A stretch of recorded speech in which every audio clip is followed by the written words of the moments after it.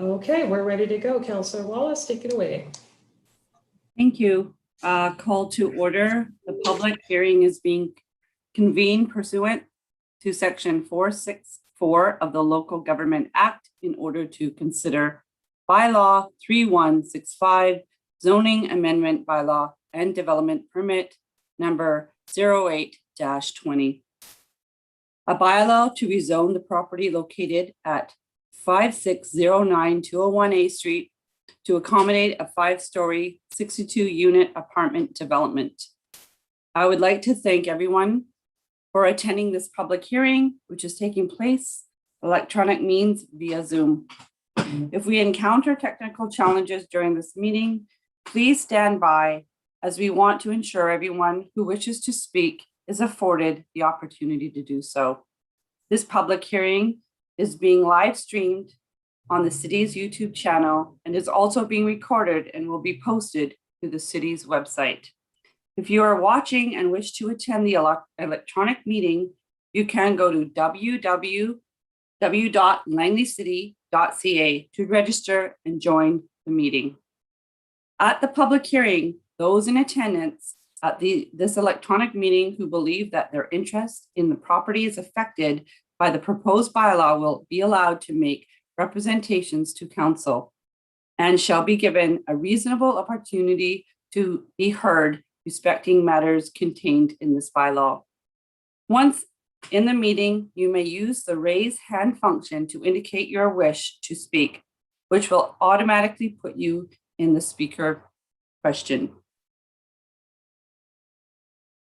So sorry, guys. You will be invited to speak in the order in which hands are raised. When it is your turn to speak, staff will prompt you with a message asking you to unmute your microphone and you may begin speaking. Please commence your comments to council by clearly stating your name and street address until unit numbers are not required. Then you may give us the benefit of your views concerning the bylaw. Your name, address, and comments will form part of the record of this public hearing. Members of council may, if they wish, ask questions of the following your presentation. However, the main function of council members this evening is to listen to the views of the public. It is not the function of council at this public hearing to debate the merits of the proposed bylaw with individual citizens.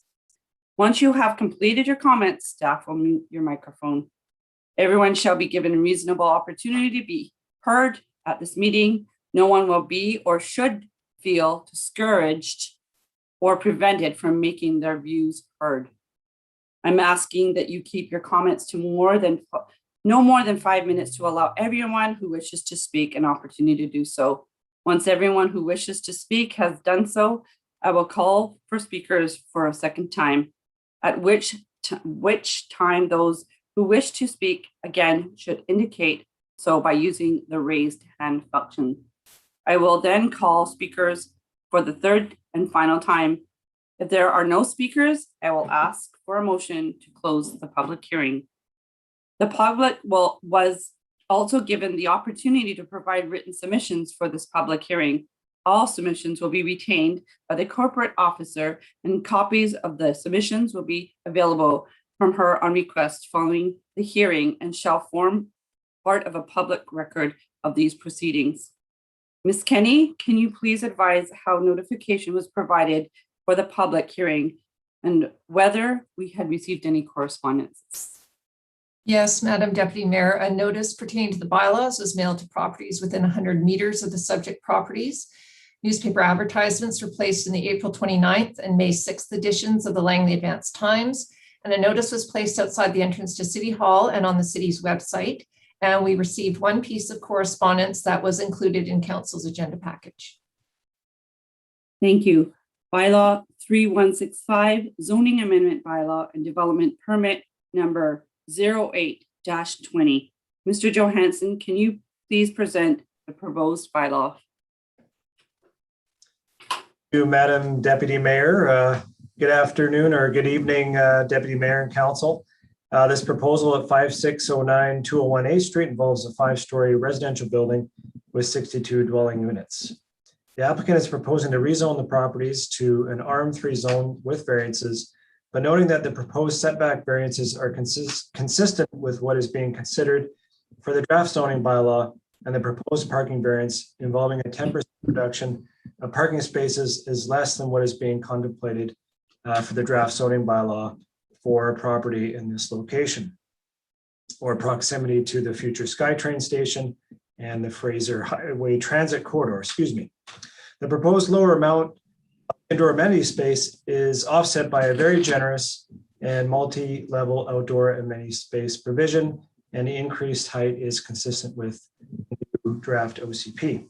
These proposed variances are supported by staff given its close proximity to frequent transit, SkyTrain, and the high quality built form and site design consistent with the direction of the new OCP and zoning bylaw. The application was received positively by the advisory design panel at their April 14th meeting, and the applicant has incorporated ADP recommendations into their updated drawings. And I believe the applicant is here at the public hearing tonight. Thank you, Madam Deputy Mayor. Thank you. I will now invite the applicant to speak to the proposed bylaw. For your information, so I guess the applicant will speak. So I think that's my job. My name is Tony Osborne. I'm the architect who designed the project. I'm representing the applicant, who is Mike Guile of Crossroad Properties. I'm joined here also by Cameron Woodruff, our landscape architect, and a member of my staff, Martin Kopeski. So thanks very much for the opportunity to show this project to you. I recognize a couple of councilors' faces from the ADP, so it's nice to show it to everyone. I'm just going to share my screen and get to the presentation here.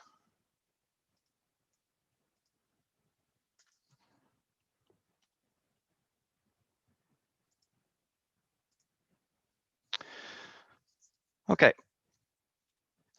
So just to orient everyone with the site, we are located at the intersection of 56 Avenue and 201 A Street, adjacent to many parks and not too far from downtown.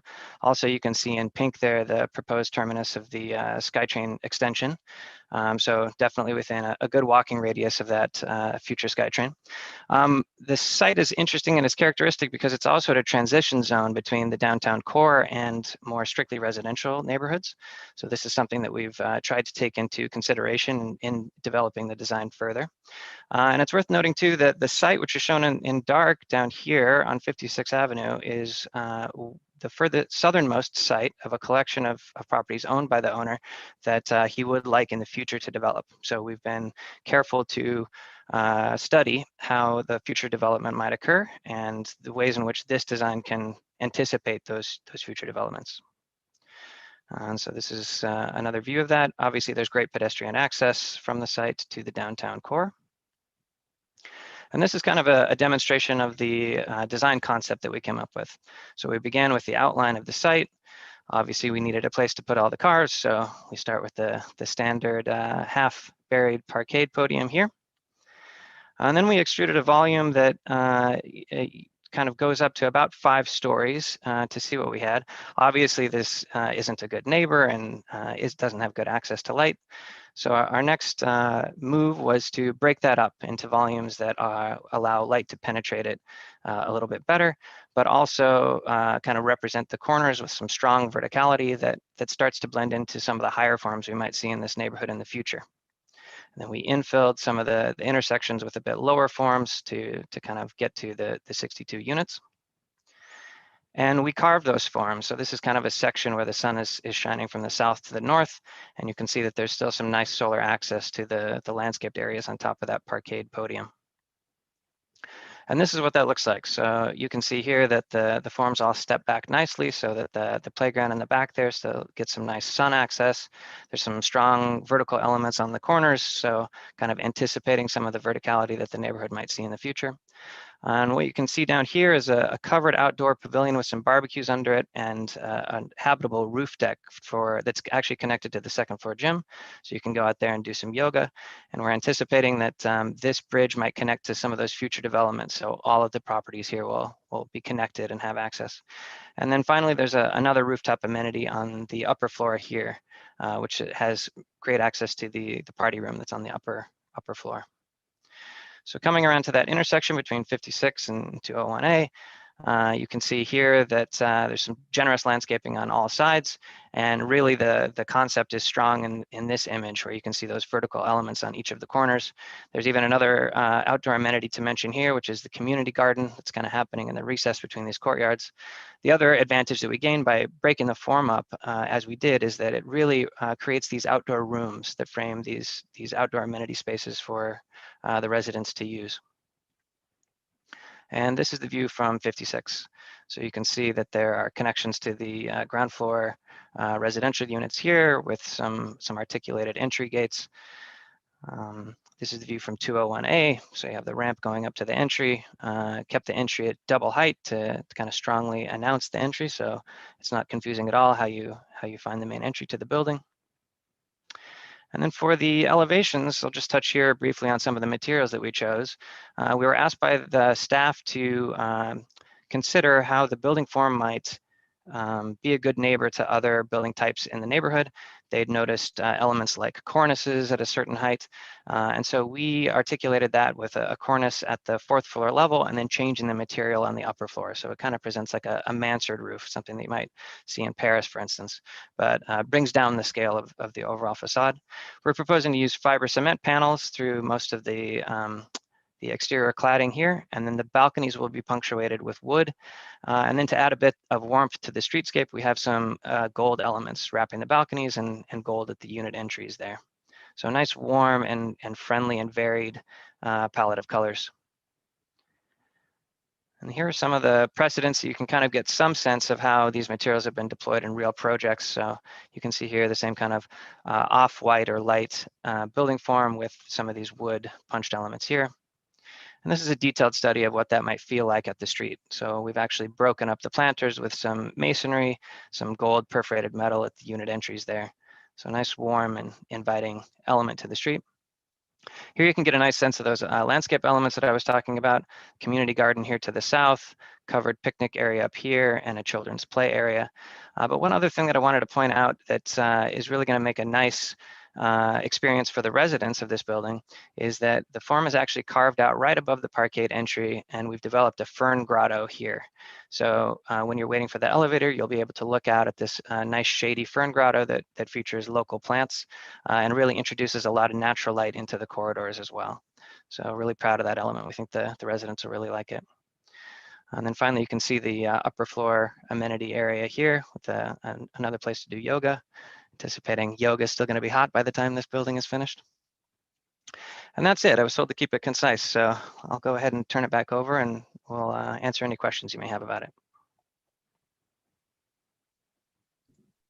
Thank you for your presentation, Tony. Now I will turn to Ms. Kuzak. Can you please advise if there is anyone in attendance electronically at this meeting who wishes to speak to bylaw 3165? Thank you, Deputy Mayor. We have one member of the public in attendance. They are raising their hand, so would like to speak. May I introduce her? Yes, please. Ms. Welch, could you start your comments with your address, please? You can leave out any suite numbers. Hi, thank you, everybody. So my address is 2020 56th Avenue. So just basically kitty corner from the proposed development. I must admit, it's a very beautiful design and stuff like that, but I am very respectfully asking council to consider keeping the height restrictions to 4 levels. I bought my place in 2006. In doing so, it was under the condition or under the understanding that the City of Langley had a height restriction on buildings that they could never go more than 4 feet high. If this, sorry, not 4 feet, 4 levels high. If the proposed goes through, then everybody on my side of my building, including myself, we lose the view to the mountains, which, you know, as being a BC resident, that's a huge thing. I bought this building, or bought into this building for the view. Part of the view was part of the reason. I know that everyone says that we have to, you can't fight progress. It's something that's needed, and because there's such a high demand for residential development. But in my mind, we can just let everybody else have all this extra progress. Something that was very special, or I feel is very special about the city of Langley, is that it is a small town feel, and part of it is done by protecting the views, protecting the community, and making sure that we're not just being like everybody else, like Surrey or Richmond and stuff like that. And as far as I'm concerned, we can let them do that and let them build up so that there's nothing left to see, and keep Langley City a very, very special small community, which ultimately is going to lead to higher demand. Again, I bought this building. Part of the reason, bought into this building, part of the reason was the view. With this here, I'm not going to be able to see it. It's going to affect my resale value, and I don't think that's fair. Again, I bought into this community, believing that city council would take care of us and protect what was supposed to be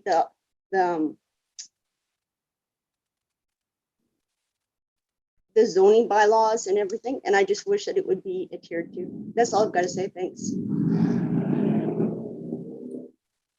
Thank you for your comments. And is there anybody else that wishes to speak? No, there are no other public in attendance. So I will ask for the second time if there is anyone who wishes to speak to bylaw 3165. And no speakers.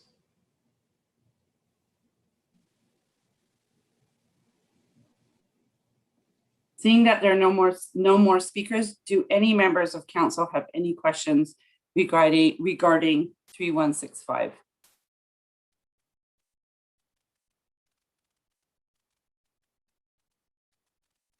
Seeing that there are no questions at this time, seeing no speakers at this time, we will just proceed. May I have a mover and a seconder to close the public hearing? Councillor Nathan Pahal, and seconded by Councillor Terry James. Thank you for all who attended. Thank you, Madam Mayor.